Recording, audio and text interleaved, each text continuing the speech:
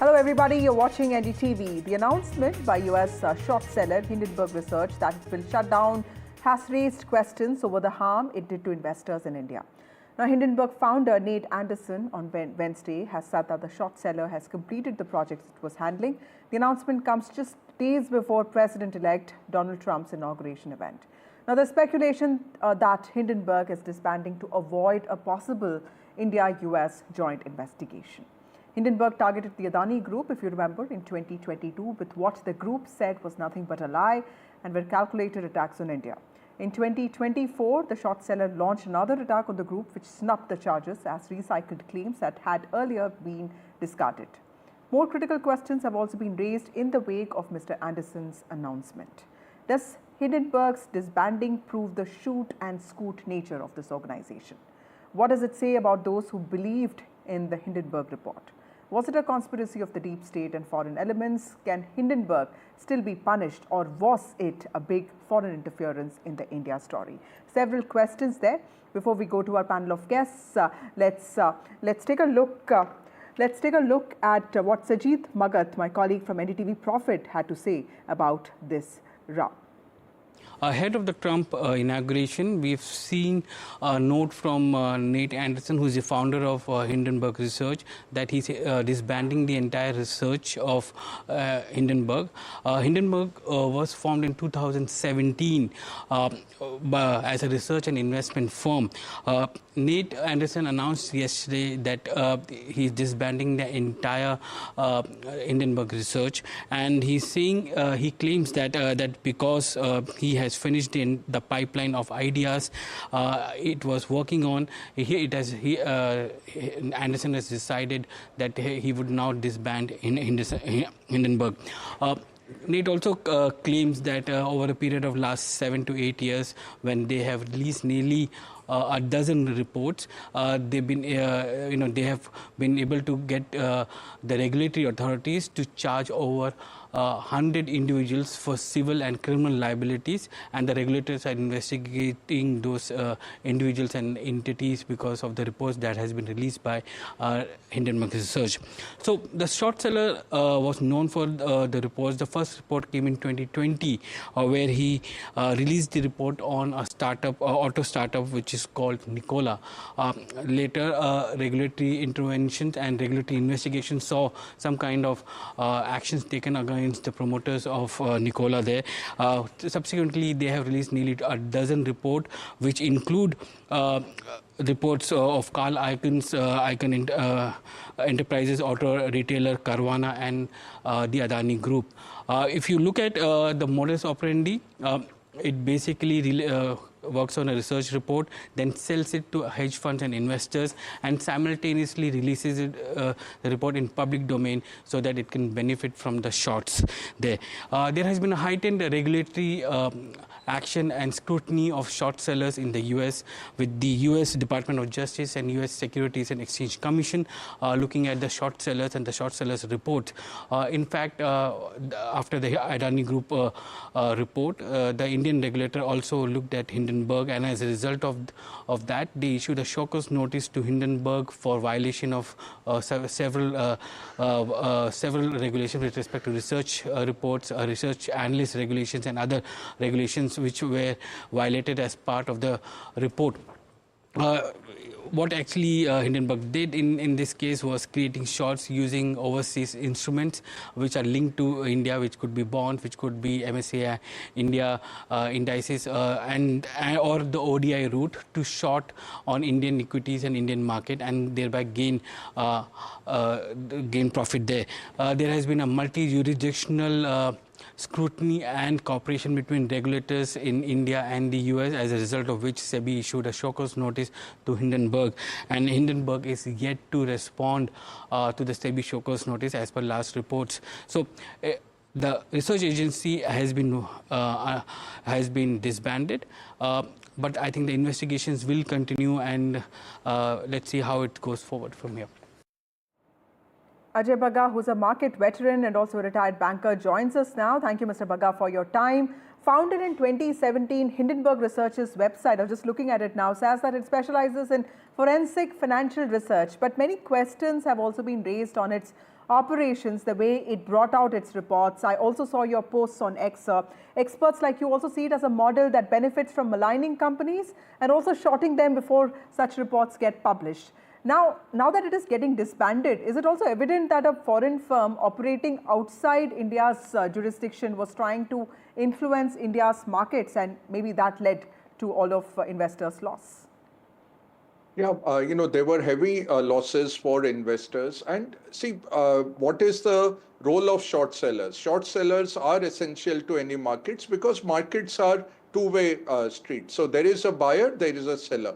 About 20 to 30% of the volumes in a market are people who don't believe in a company or in a story, and they are shorting the stock, which is good. It gives depth to the market. But these kind of firms, as you mentioned, they are not registered with SEBI. They are not authorized to be operating in India, but they chose an Indian company or an Indian group rather. And before the publication of their material, they had already got into agreements with hedge funds, whereby they were getting 25% profit sharing for all the profits that those funds would make from their digital release of their study.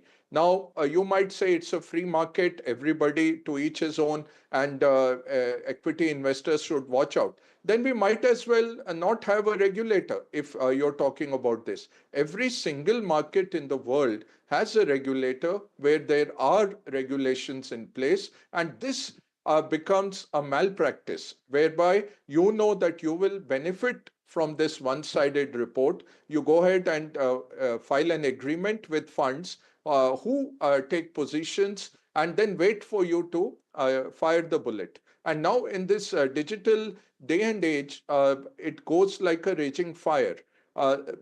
People did not bother to read that 170-page report, but the action was taken immediately, and it caused a lot of losses to Indian investors as well as reputational loss to the concerned group. And the third thing was the ecosystem that got activated immediately. We had a lot of toolkit attacks on that group. We had political attacks that then pointed towards a wider conspiracy behind this action, and maybe this firm was a pawn in the whole game with someone else calling the shots, but it was a willing pawn. Okay. And SEBI issued them a notice on all these points, and SEBI has the data of who was shorting at that time and benefiting from this release of information very selectively. What does SEBI say? If I have data and I make a public disclosure or the company files with the exchange, then I am okay compliance-wise. But if I am sharing it with somebody else beforehand, it becomes an insider trading malpractice. Absolutely. That's the crux. Right. Mr. Burke, very valid points. But for the future, how important is it to also distinguish, these truth-seeking or truth-telling ventures from those that are actually run with a, vested agenda? Because with the Hindenburg, like you rightly pointed out, it was not common people, but opposition parties that kept raising questions. Yeah, it becomes difficult, and especially for a retail investor, it becomes difficult to really differentiate. And when there is informed selling happening, you can't do much in that. So what regulations are in place? There are, what we call sell-side brokerages. So brokerages who provide reports, they have a Chinese wall between their investment bankers, their commercial banking division, and their research division. So that if somebody else is pitching to a company for some business, you're not giving a favorable report. So things like that are in place. They are registered with SEBI. They have to make disclosures, and they have to also release the data points on a common basis. So there is no asymmetry of information. So much so that nowadays every day we get a declaration that this company's management is meeting this broker today, and then there is a very clear mandate is given that don't do any selective information dissemination. All this happened after 2008 in a very strict sense. Okay, thank you, So Mr. Bagga, for those very companies- critical points, for joining us on this discussion. Hindenburg disbanding signals deeper implications, suggesting possible scrutiny by US authorities or fear of investigation for its role in targeting Indian companies, including the Adani Group. I also spoke to senior Supreme Court advocate Mukul Rothgi, and this is what he said. My first question to you, sir, how do you see the move by Nate Anderson, and what does this reflect about the credibility of this short seller? And what does the timing of this closure say? Because it also comes just weeks ahead, in fact, days ahead of Trump inauguration. Look, I don't think anybody could accept or find out anything more about a dubious organization. An organization which says that they are short sellers, they say that they are out to create havoc in share markets. They were making repeated attacks on the Indian economy, repeated attacks on one industrial house, shaking the confidence of the Indian market, affecting the investment of millions of people. Therefore, a completely bogus organization. And I think they have realized that it is, a shoot and scoot policy. And therefore, they want to just close down because they don't want to face any investigation, either in India or the US or any other jurisdiction. And maybe they fear that when President Trump takes over, he may look into the complaint lodged by Indian bodies and industrial houses or Indian government entities.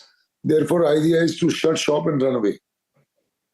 Mr. Rothgi, now that they've shut shop or at least announced that they would be disbanded, does that mean that they would not have to face investigation? Certainly not. You cannot cover your tracks just by saying that you have shut shop.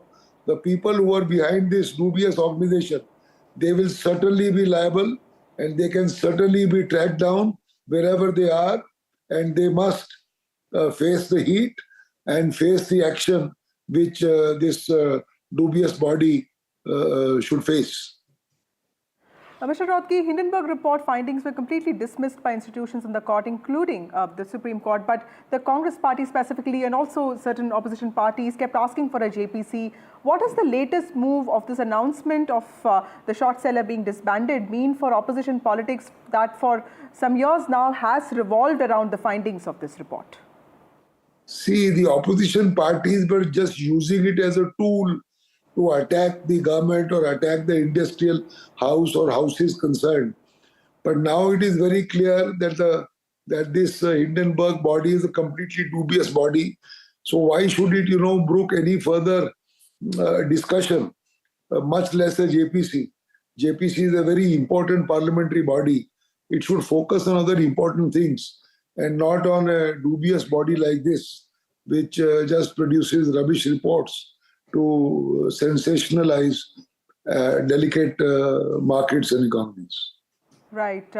Mr. Rothgi, when the report came out, a lot of us did not know what a short seller is. How should common people, and also shareholders, people who do not really have that kind of financial literacy, and also political parties look at players like this? Like you rightly said, they appear and then they disappear. But then there are also these allegations that they have tarnished India's private sector. How should common people look at allegations like this even in the future? Look, a short sell or a short sale is a very simple thing. You first sell a share. Suppose I own Reliance shares, or I don't have any share. But I sell Reliance shares or a Birla share. I sell it today at the current price, say 100 rupees. And then Hindenburg comes with a report which comes down like a ton of bricks. It will push down the price of the share which I have sold today for 100 without having the share. It will push down the price tomorrow to say 80 rupees. If it is 80 tomorrow, I will buy it at 80 and honor the sale that I have made at 100. and I will therefore gain 20 rupees by short selling something which I don't have today, and I pick it up tomorrow at a rate lower than today. This is the avowed object of Hindenburg. This is what they were doing. And the only way to do is to first sell, then create havoc in the market crashes, you pick it up at a lower price, sell it, and you already sold it at a higher price, you honor the sale and pocket the difference. So this is the role of a short seller, which every lay person would understand. And those who are dealing in the market equities, in any case, understand what is a short seller. Thank you so much for explaining this, sir. Also, another question for you, Mr. Rothke. There is a view that India's homegrown businesses are being maligned by people with vested interests. But if there is wrongdoing, I'm sure all of us agree, that also has to be looked into. How do the courts, the state of the country, balance all of this and separate right from the wrong? Look, madam, every industry in India, homegrown, domestic, or a foreign industry working in India, it must comply with the laws. If there is an infraction of the laws, they will be taken to task. They will be entitled to have legal aid. They will be entitled to have legal recourse. There is no issue on that. But this Hindenburg business is not, you can't have legal recourse. God knows where the person is sitting. He has created a scare in the market. He has run away. This is something very different. And this cannot be countenanced by anybody to tarnish Indian industries or Indian markets or Indian economies. And let me tell you, it seems to me, and I have been following this Hindenburg reports time and again, it appears to me that there is a foreign hand which is interested in destabilizing the Indian economy. Whether it is people or organizations with deep pockets, or it is big industrialists who are inimical to India, to the present government in India, to the markets in India, who wish to destabilize. And one name which comes to my mind is that of a multi-billionaire called Mr. George Soros. He has been making all kinds of statements against the dispensation in this country. So whether him or people like him or people get together to destabilize India, India and the markets in India also have many enemies, hidden and unhidden. So God knows what kind of hands are behind it, but I jolly well think that there would be somebody behind such an orchestrated attack by this body. Right. Thank you, Mr. Rothke, for your valuable time and those very important words that India also has to safeguard itself against it.